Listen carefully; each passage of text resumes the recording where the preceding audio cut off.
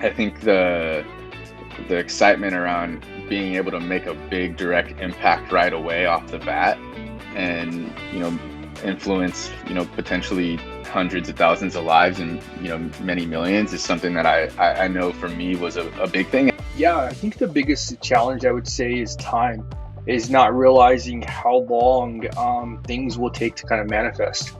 Right. And I think the more you can keep your product and development team moving, the quicker you can get your product to market, the quicker you can learn from your customers, and then ultimately the quicker that you can get your brand. So finding those individuals who are those experts, and then knowing exactly what it is. Why do you want to pick their brain? What do you expect?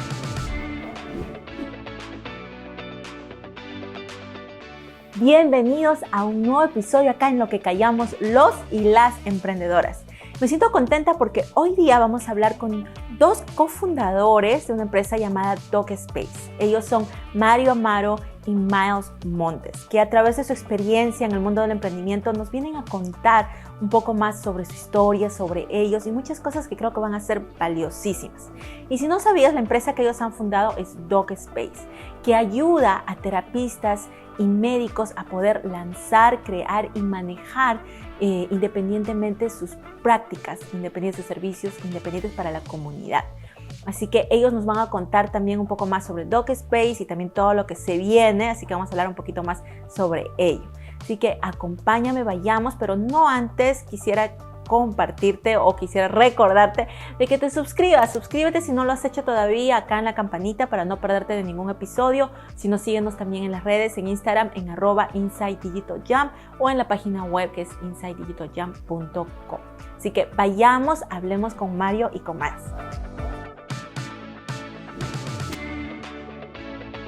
Hi everybody, thank you so much. Here we have Mario and Miles, who are founders of DocSpace.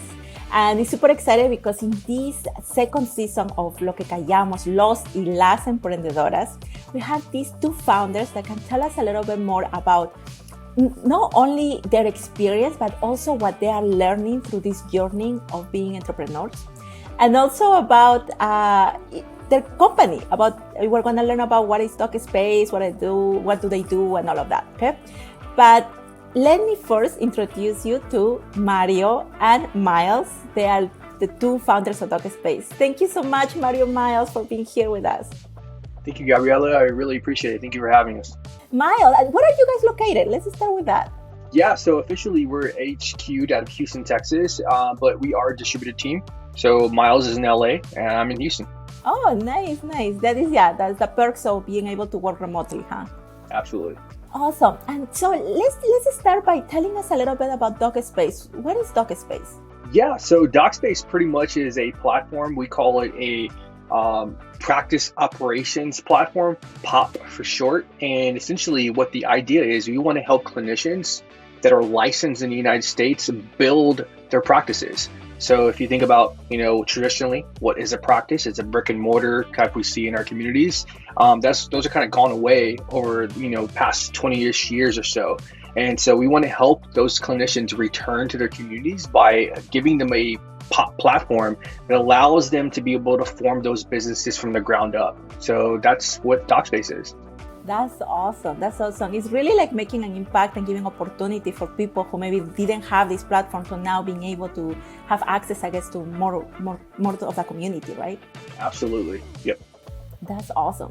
And as a founders, why is that you two decided to start a company versus maybe going in the traditional, typical path of finding a stable job, an 8-to-5 job that maybe people think would be the best? Yeah, so I can say for my part, growing up, I never really had access to a Latino physician or a Latino clinician, right? Like I didn't actually meet one until I was well within my 20s. And, I felt like the reason why I didn't meet one was because it was very hard for them to start their businesses. As I was going through my clinical training and, getting ready to, get into residency and complete and get, start seeing patients on my own, I figured this is a better route for me more focused on, I come from a family of entrepreneurs. Both my parents, my dad has his own construction business. And so, I kind of knew that this was in me. This was like part of me to help people establish their businesses from the ground up. And from my clinical training and my background, years and years of experience, I knew I was the right person to make this happen. So that's kind of like why I wanted to start this. So what about you, Miles? What is that make you get it into the world of entrepreneurship and become a founder? Yeah, I think for me, my father growing up had started a few businesses, and so that entrepreneurial blood was always there at a young age. And I think for me, my passion came from technology, because at an early age, I was over here on getting my first laptop at 12, learning the ins and outs of like hacking and design. And then I had an uncle who, also worked for Disney. So, a lot of times, right, I think we want to be the things that we can see. And, I was fortunate to have an uncle, someone in my family who worked for a pretty innovative company. And I think as I kind of started my career more in the corporate environment, and learned, my skill set and expertise over time, I think the pace at which innovation happens in bigger companies is very slow. And the impact you can make also can seem very minor, even if you're working at a company like ADP where you're impacting people's lives on a daily. But I think the excitement around being able to make a big direct impact right away off the bat and, influence, potentially hundreds of thousands of lives and, many millions is something that I know for me was a big thing. And I think in terms of DocSpace, I was in a pretty near fatal car accident in 2016 that I know if I didn't have the insurance or I didn't have the means and worked in a city where I had, a hospital that kind of cared, that could give me that care, I probably wouldn't be here today. And so I know for the things that, Mario and I are working on, we really could bring a lot of change to bringing access to healthcare. Yes. Oh, wow. I'm so sorry to hear about the accident. That's terrible.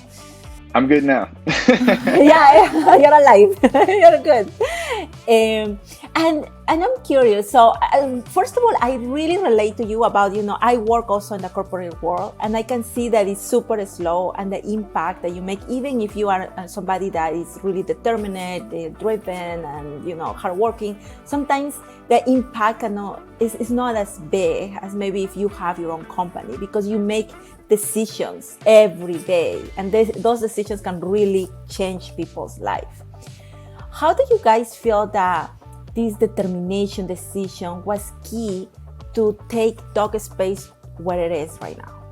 Yeah, I would say determination is knowing that, for sure, like you mentioned, the impact that we could have had, or impact I could have had if I would have, went into full-time clinical practice. It would have been at, a couple of thousand patients, maybe, if I would have practiced for 30-ish, 40-ish years, a couple, maybe 100,000 patients, if that, probably not even close to that. But, I believe though, as helping clinicians build their businesses, I'm essentially giving them access to be able to practice in their communities. So if you kind of multiply that at scale, we have a small part of really touching multiple patients, right? It's just like indirectly, but still we are part of that journey. And I think that's just kind of one of the reasons what motivates me, or what continues to motivate me, is that level of impact, and specifically level of impact for Black and Brown communities, Latino communities and stuff like that, that traditionally don't have access to those clinicians directly in those communities anymore. There's like CVS's, Walmart's, those type of things, minute clinics. And it's just like, we believe there should be access to a personal clinician that they can build those relationships with over time, and maybe even grow to where their kids are seeing those people. And it's just like, that's what we want to get back to. And we believe that DocSpaces will solve that for them. That's awesome. Yeah, it's true. I love that. When you talk, Mario, I can totally also feel that the belief on your mission and vision. And it's something that I truly admire in founders, that they are not just doing it for, be successful or make money, but it's more than that. And I think DocSpace has that, and that make you unique, make you really up there. So really, congratulations guys about that. And guys, I also like curious, I'm sure also to know about how did you guys met? Like I know when you start a company, sometimes you have hopefully, luckily, like the friends or the network that immediately will come to you and you start working on it and start together. But that is ideal. However, sometimes that doesn't happen. And then it's maybe you with the idea, but then you need a builder and then you need a designer. And how was the case with DocSpace? How is that the team got together? Yeah, so I can kind of like talk a little bit about my, perspective on how we kind of interacted. And then Miles probably, thinks it a little differently, but I think like that, two things brought us together. One, it was the internet, clearly Twitter, the world of Twitter. So Miles at early on, I believe it was probably like late 2019, maybe early 2020, wrote a Substack on a company that I was following that was in the e-commerce space, and kind of just, it was a really good write-up. And so I reached out to him. I'm like, I love this. You need to kind of like research what we're doing at DocSpace because it fits around the same thesis, and the same kind of platform mindset that he kind of described in his Substack. And so that was kind of like our first interactions. I believe he was still at ADP at that time. And we just kept in contact. We're always just DMing one another, commenting on Twitter posts. And then, eventually the worlds aligned where, he kind of joined DocSpace. And so I'll let Miles kind of tell his story, but it's kind of like, how we connected. And this is probably in 2019 time period. That's amazing. And it's great that you reach out, because there is times, when I admire people, but I'm a little bit shy to even reach out. But such a good tip for any entrepreneur that is maybe listening here, that is, not be shy, reach out. If you admire somebody, why not? And doesn't mean that, immediately that person will join you, but it's great that you guys were like sharing ideas and talking. And what about you, Miles? Tell us your side of the story. So there is this guy, I hope you didn't thought that he was creepy, reaching out to you, telling you he likes you right up. So what was the first impression that you had about Mario? Yeah, well, first I'll say this, is that Mario's Twitter DM game is pretty strong. I believe actually it. Our head of marketing is happened the same way almost. So, but yeah, from my end, I think when I was writing that article, honestly, I was already uninspired when I was where I was working. And so my goal with like starting that Substack was that I really wanted to start thinking a little bit, like bringing more of the strategic mindset that I had and kind of sharing it with the rest of the world. And honestly, that was the first article I wrote. So as soon as I wrote it and Mario read it, and he reached out, it was like, cool. You kind of want that type of interaction when you're writing. And I think a part of me also too, and like prior to even starting that Substack, was that I wanted to move. So, I was already kind of talking to other founders, starting the Substack to kind of get my name out there a little bit more. And, I guess there is a little something to manifestation, right? Because he reached out, and as soon as he did, we started to build a relationship over time. And, we built that relationship over and a half while I was working at another startup. And when I departed from that startup, he was the first person I called. And when I made that call, I think that was really the moment that, we decided that we wanted to work together. And I think since then, we've just been continuously building that relationship as co-founders. And now, I suppose I have to get on Mario's level of Twitter DM game. Right? Oh my God. Yes, no, I follow you guys, so I know you're really good. Yes. And Miles, if you think back, do you think, would you have joined DocSpace or joined Mario before? Or would you do anything different? Or everything was like how it's supposed to be and how you plan it? Yeah, that's a really good question, because I spent... after I left ADP, I spent about a year and some months with another startup. And around that time, I was also talking to Mario too. So I had decided to go in a different direction. And I think in hindsight, I think me choosing to go with the other startup, I probably chose for the wrong set of reasons. However, I don't think I would change how things kind of ended up, because the time I spent at the other startup gave me also some e-commerce experience that I didn't really have prior. And with that experience, we're also likely going to be building, something not similar, but, something within e-commerce with DocSpace, which has now gave me that extra insight into, what type of solutions we should go with, how we should be thinking about like the technical architecture and like very like granular level things. So I don't think I would change a thing. But yeah, and then on top of it, we were able to build a relationship outside of a work environment, which I also think is really important when, founders decide to work together. Yeah, I think you make a good point. That is, how it's not all about work, and you can be really good at what you do. You can be the best CEO, you can be the best software developer. But if you didn't develop like the foundation of connection, of trust and respect, when things get difficult, then, it can go down the slope and sometimes not be able to rescue it. And in that way, Mario, what do you think was one of the biggest challenges that you had starting the DocSpace that maybe you were not expecting to have? Yeah, I think the biggest challenge I would say is time, is not realizing how long things will take to kind of manifest. You see the world of Twitter, or you kind of like see how things maybe progress for other type of founders, and kind of like coming into this space, I honestly thought like this is going to be, I'm going to go raise, I'm going to do this thing when I first started. And this is like, seeing like, yeah, that didn't happen, when I thought it was going to happen, or things like that, like I've seen like founders raise like before they even have any product built, 0 customers, probably don't even have any expertise in the space. And they're just successful at it, right? And it's typically not Latino or Black founders, and so that was just something I didn't anticipate at all, and so it was kind of a little humbling at first. And, like the idea of what it is we were saying in 2019, in the fall of 2019, now you're starting to see people talk about it and write about it, like big, firms, investment firms kind of talk about this. There's conferences and stuff where they're talking about clinicians need to be independent again. And it's like, yeah, we've been talking about this since 2019, but because I'm a Latino founder, I kind of have to, takes a little longer for you to kind of listen to me, right? And so that was one of the things.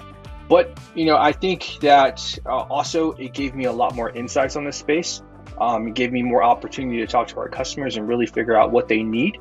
And I believe that is why, we're going to be the winners in this space. It's because, we didn't take on money and then try to figure out a problem to solve.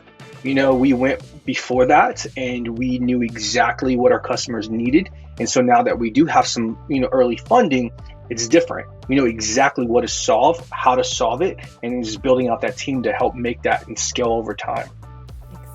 And you make such a good point, because I have seen that and I think it's unfair, and maybe, I don't know if to call it our generation or maybe like these years, these founders are having it tough, like Latino, brown founder, we're having it tough to really, you have to work like twice or prove it twice, even 3 times, 4 times for just to get something that maybe is so smooth and easy for others. But hopefully, I don't know, hopefully soon, 5 years from now, 10 years from now, Latino founders don't have to do this. They can just show up and do their work how we do it, and then really have the same opportunities equal like everyone else. So I'm glad that you mentioned that. That is super important. And Miles, regarding these challenges, as a builder, I know that there is times where it kind of gets tricky to build a startup and try to keep up with our tech skills. And priorities and all of that. Can you tell us, especially if there is any entrepreneurs here listening that are also builders like you, what is your experience about that? What would be your advice in how to take those challenges? Yeah, I think being in the startup environment, you really need to know what products are out in the market. I think when you're in corporate, you have the luxury of time, and also, building internally. At ADP, a lot of our products, I would say the majority of the products we built were built with internal resources. Meaning, like, if we're gonna go build like the payments infrastructure at ADP, that's all built in-house. But when you're in a startup environment, you don't have the money nor the time to go and build everything, from the ground up. And especially when you're in a space where there's heavy compliance. So for us, I guess as a product person, right, like being ahead of the curve in terms of like knowing who your competitors are, that's really important. What software are they using? If they're in the same space, there are so many different SaaS companies that exist now, and there's new ones that pop up every day. And it's also important. I think the only way you can really stay ahead is not only looking at what other founders are doing, but building relationships with those founders, because then you can start to have conversations around what their expertise is and asking them questions around their space. Earlier today, I connected with another founder who's been in payments for like more than 8 years. And we just were, chatting about like the payment space a bit. And she mentioned a couple companies that I hadn't heard of. So I think a lot of it is, one, making sure you're on top of the market in your space. Who are your competitors, for one? Two, based on what you're building from a platform standpoint or your product, what are those SaaS services that exist? And how are you going about deciphering like what solution is better versus another? And then also looking at the team that you have in-house, do you have the expertise? And if you don't, then how are you surrounding your team with that level of expertise? So even for us, we have a few advisors that we've brought in that have a level of expertise that can help the team, that can help our team grow, and not allow us to like move slower because we have to do additional research or there's a skill set that we might not have. It just keeps us moving, right? And I think the more you can keep your product and development team moving, the quicker you can get your product to market, the quicker you can learn from your customers, and then ultimately the quicker that you can get your brand out there, right? I think a lot of it too is about branding. You look at like Uber and Lyft over time, right? Like Uber was first to market, then Lyft came, and it's like we want to be leaders in our market, and we know right now we're ahead of that curve. And if we continue the pace at which we're on, then we'll continue to be that market leader. But we know we can't let our foot off the gas. Yeah, and you mentioned something important, that is being really open to also reach out, ask the experts or people who had experience, or maybe that have done it before. Doesn't have to be expert, but who had experience, and that is something I admire about you guys, is like not being afraid to go and just reach out to anyone, And I know there is many founders that maybe don't have, I don't know if it's a skill, but they don't know when is the right time to go and reach out to people that maybe they don't know. So what would be your advice, guys, Mario or Miles, about in what stage, if there is a stage of your startup, you have to be in order to reach out to people to pick their brains about their experience or expertise? What do you think about that? Yeah, I would say for me, it's kind of like, this is actually something that Miles and I have chatted about before. When it comes to when to shoot that shot, that's kind of one of those things we talk about. Like, I think there's a strategy behind it. It's because sometimes there are limited asks in the world, right? Like, people are busy, right? Especially if they are entrepreneurs as well. And so when you are ready to make that ask, make sure that you have lined it up for them to be able to provide whatever value that it is you're expecting, right? So you as a company or you as an individual do have things set up so that it's easier for them to be able to do whatever it is that you need them to do. So a couple of things is like, for example, talent recruitment, you have to think well in advance, right? Like, for example, I was trying to recruit, Miles, in 2019, it's kind of one of the reasons why I reached out. So if you think about it, it took me 1.5 years to get him to join DocSpace. The same thing applies for our head of marketing. I specifically joined on deck to be in the same cohort as him, but the idea of getting to know him, right? And so like that was a strategy that I implemented way before, right? And it's just like, no one knew that. I didn't share it with anyone, but it's all strategic. When is the appropriate time to shoot my shot, right?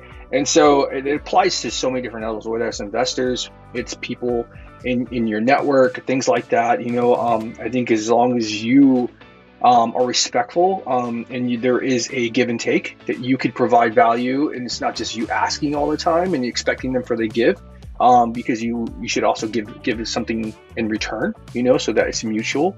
And so that's kind of like my take on it. It's just like knowing how is super important. And I think that's something that you as an individual have to understand when you're ready. And then the second part is knowing the what. So finding those individuals who are those experts, and then knowing exactly what it is. Why do you want to pick their brain? What do you expect? Because if you're waiting for them to tell you what you need from them, that already is kind of broken, right? Like you're not going to get anything from that. Yeah, and it makes a lot of sense also about your brand, right? Because they already also getting the idea of like who you are, and then what your brand, your company. And sometimes it just takes a few seconds for people to just judge and say, okay, I'm not going to waste my time with this person that is not even ready or doesn't even know what they want to get from this. So yeah, I'm totally with you guys. And about DocSpace, going back to DocSpace, I'm curious to know what is next. What is out there that you can say to the community? What is happening? What to expect about DocSpace? Yeah, so there's just so much exciting stuff that we're doing. We definitely can announce everything that we are doing because, as Miles mentioned, we have that our foot like really pressed against that gas pedal, and like we're powering through some really innovative things that haven't happened in healthcare yet, especially in the fintech area. There are a lot of things that are happening in e-commerce, and this is what Miles alluded to earlier, was like the experience being in commerce really is helping him establish, our this new category that we're referring to as pop in healthcare, because it just hasn't never really been merged. You haven't seen these two different categories come together in a way that's really defined around business operations. And so what I can say is, for the next year, DocSpace is 100% committed to helping therapists start their therapy practices. So that's kind of something that we recently announced. We're all in. We're saying, therapists is our early market. We really want to solve, their problems of getting their businesses started, their therapy practices started. And we're committed to that. We're committed to helping them do exactly what it is we say we can do, which is building their businesses from the ground up. So we recently announced DocSpace 50, which is a fellowship. The reason why we joined On Deck was to get an idea of what that fellowship was like for On Deck. We liked it. We kind of chose the best things that we enjoyed from it, that we thought we could build specifically for therapists. And so DocSpace fellowship, applications just went live on October 12th. So far, it's for 50 therapists. We have over 100 who have applied, over 50 applied within 24 hours. And so we know that we are on the path to truly discovering product market fit when it comes to this is really what needs to be solved. And we believe we have an interesting model to help them thrive. The other thing that, it's really exciting is that we believe that the infrastructure alone is not going to solve the problem. We know that the only way to continue to grow this is by focusing on a fintech model that supports their business from a growth standpoint. And so the infrastructure just gets them started, right? Early on, we referenced ourselves as a Shopify, right? For doctors or clinicians, but that was the early version. We were always meant to expand from there. And so now it's like that whole mission, that whole concept has already grown. And so, our DocSpace 50 fellows would be the first ones who are using all those products. So around March of next year, we will announce what those things are. We will relaunch DocSpace to the world and let them know, how massive our big dream is to really solve this problem. And so that's kind of where we're at right now. Congratulations, guys. And that is so, like you have mentioned, like things that are so key for every founder. Is one about like determination, a decision that honestly you guys are representing, because you knew that you wanted to, you want to solve a problem. Now the house, is the journey. You started, like you said, you started in the beginning saying, okay, you're going to be the Shopify. But then, as things evolve, you were determined, okay, is that the right way? Do we need to pivot it, or we need to add it, we need to evolve? And it's amazing to see that how the determination is taking you now to make tough decisions, because they're not easy now to build something, to create initiatives like this. It takes a lot, but you're doing it. So congrats, guys. That is huge. That is really huge. Thank you. So guys, I don't want to take more of your time. So I just wanted to say, thank you so much for being here with me. I know that many founders are going to find this conversation really, it will be more than inspirational. I think hopefully they feel motivated, but also I think it has a lot of information that is key to apply right away as a founder, to take in consideration so we can go to the next level. So thank you so much, Miles. Thank you, Mario, for being here with me, and I hope we will be in touch. And yes, and I hope many people are gonna hear your message, what you have to say here. Thank you so much. Thank you. Amazing. Thank you. Thank you. Bye.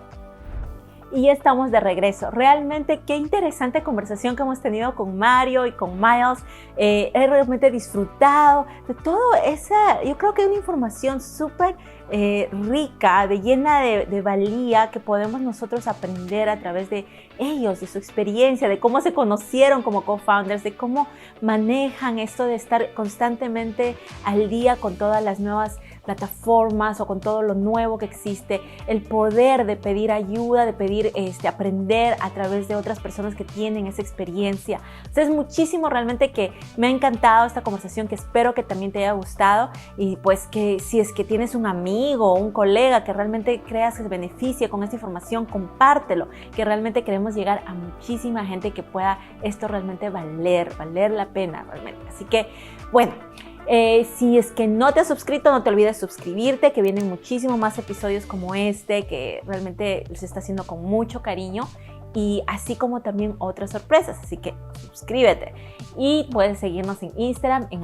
@insidedigitalJump, o en nuestra página web en www.insidedigitaljump.com, y ahí puedes también suscribirte para poder recibir nuestras newsletters con avisándote de nuevos episodios, de nuevos videos con contenido de valor, y también otras sorpresitas por ahí como herramientas, cosas prácticas que puedan ayudarte como emprendedor. Así que espero que te haya gustado este video y los muchos más que vengan, y pues que te espero en el siguiente episodio. Así que cuídate. Chao.